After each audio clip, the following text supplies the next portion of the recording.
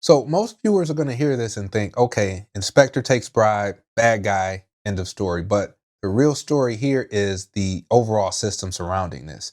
Let's talk about what housing quality standards actually are. These are federal inspection standards tied to HUD housing assistance programs, commonly connected to Section 8 or housing choice voucher programs. And contrary to popular belief, these inspections are often more strict than what many regular market rate tenants experience. Why? Because once federal dollars are attached to housing, liability skyrockets. HUD inspections evaluate electrical systems, egress and fire safety, plumbing, heat, structural integrity, lead paint risks, smoke detectors, window access, trip hazards, ventilation, security, sanitation, all of it. Basically, can a human safely live here without being trapped, poisoned, electrocuted, burned? And to be honest, a lot of America's older housing stock struggles to meet modern standards. As somebody involved in development and property operations, people underestimate how difficult and expensive it is to bring older urban housing into compliance. So let me get this straight. A housing inspector whose job is literally to protect low-income families from unsafe housing allegedly accepted $100 to pass a property that still had a potentially deadly safety issue. And before everybody rushes to say this is just Baltimore corruption,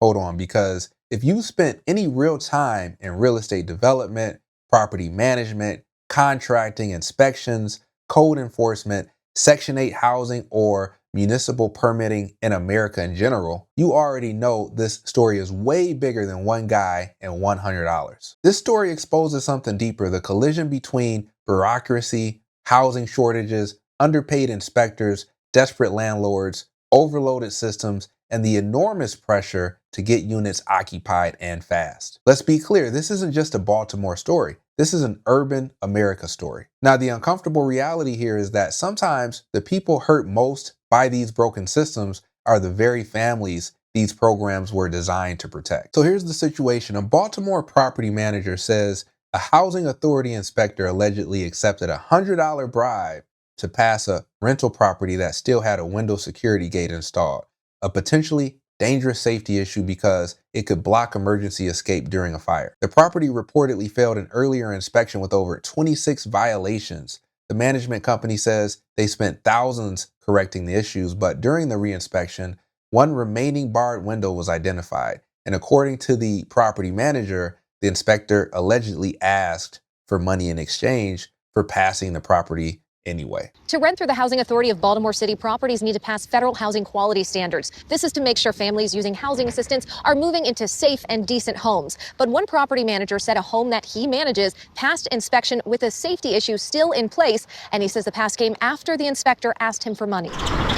On first inspection, this Federal Hill Row home failed. We had over 26 issues that were identified by the Housing Authority that we had to correct or modify to be able to get a passing inspection with them. Christopher Hamlin, owner of Next Key Property Management, which manages this home, says they put in the time and money to get everything fixed. We repainted the walls, we repainted the ceilings. We did, like I said, over $3,000 worth of work in the property. We wanted to make it right for whoever was going to move into the property, especially if we're going to go through the Housing Authority. Depending on who's watching, they're going to interpret this two completely different ways. Some viewers are going to say, wow, slumlord alert. Other viewers, especially contractors, landlords, developers, rehabbers, are going to say, honestly, 26 violations on an old property isn't even shocking. People need to understand that inspection reports can balloon fast. One loose handrail, missing GFCI outlet, peeling paint, window locking issue, missing smoke detector, loose stair tread, right? Cracking outlet cover, improper venting, water temperature issue. These can each count separately. You can rack up 20 plus violations surprisingly quick in an older house. Some landlords absolutely cut corners, no doubt. But some inspection systems are also incredibly inconsistent depending on things like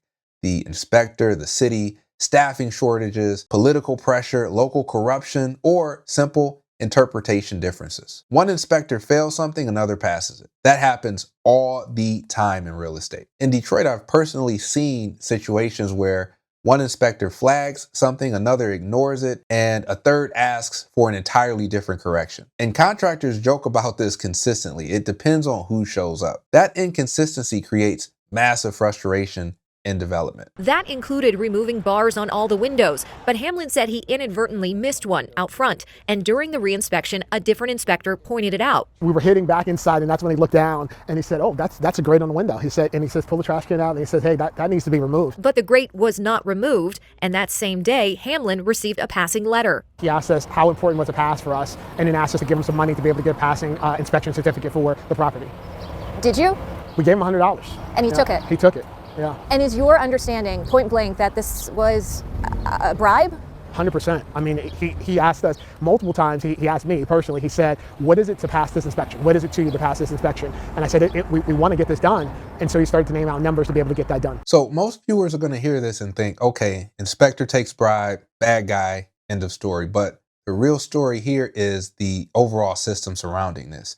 Let's talk about what housing quality standards actually are. These are federal inspection standards tied to HUD housing assistance programs, commonly connected to Section 8 or housing choice voucher programs. And contrary to popular belief, these inspections are often more strict than what many regular market rate tenants experience. Why? Because once federal dollars are attached to housing, liability skyrockets. HUD inspections evaluate electrical systems, egress and fire safety, plumbing, heat, structural integrity, lead paint risks, smoke detectors, window access, trip hazards, ventilation, security, sanitation, all of it. Basically, can a human safely live here without being trapped, poisoned, electrocuted, burned? And to be honest, a lot of America's older housing stock struggles to meet modern standards. As somebody involved in development and property operations, people underestimate how difficult and expensive it is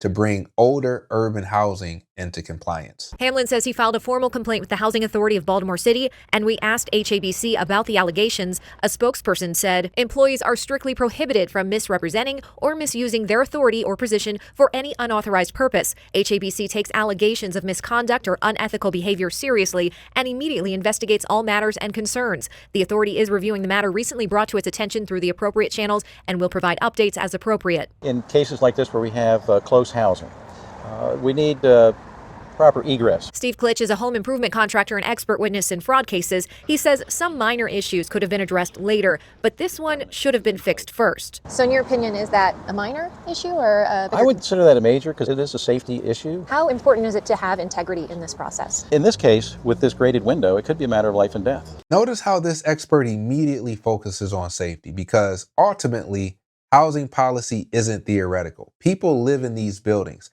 Families sleep here. Children sleep here. People watching may think it's just a window grate. No, this is actually serious. Let's talk about means of egress. That's one of the most important concepts in building safety. Means of egress basically means, can you escape the building during an emergency? In fires, especially in older row homes or multifamily buildings, windows become survival exits. If someone gets trapped behind security bars, that becomes life or death. This is where urban realities collide. In many cities, bars on windows become common because of crime, especially in neighborhoods struggling with burglary, vacant housing, drug activity, property theft. So residents install bars for protection. But modern fire codes often push against permanent bars because they can trap occupants during emergencies. Now, here's the uncomfortable part. Some residents actually want bars on their windows, especially elderly residents, right? Especially in high crime environments. It is what it is. So now you've got safety versus security, right? Fire safety versus fear of crime. Urban housing policy is rarely simple. Now, them not removing the grate, but yet still getting a passing grade,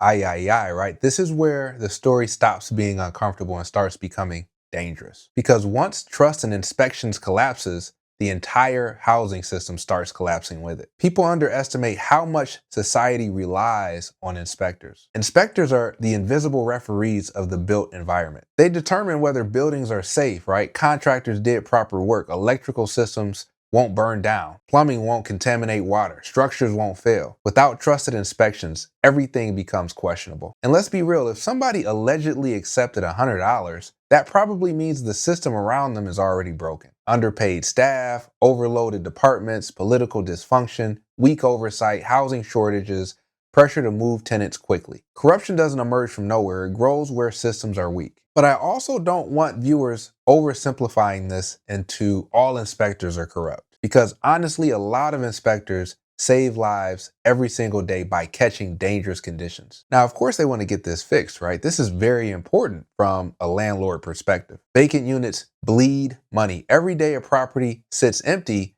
mortgage payments continue, taxes continue, insurance continues, right? Utilities continue, maintenance continues. All of those are costs associated with a sitting property. Meanwhile, the owner is waiting on inspections, paperwork, approvals, and bureaucracy. Affordable housing operators often work on a razor-thin margin. I know firsthand. Contrary to internet narratives, most small landlords are not swimming in cash, especially in older Midwest and East Coast cities. And here's the irony, right? Cities desperately need affordable housing while simultaneously creating systems so difficult that many owners stop participating entirely. Now, I've heard many owners complain about voucher programs here in the city of Detroit because inspections are taking too long, communication is breaking down, reimbursement delays are happening, and the requirements are constantly shifting. Then the city wonders why affordable housing supply stays constrained. And when good landlords leave these programs,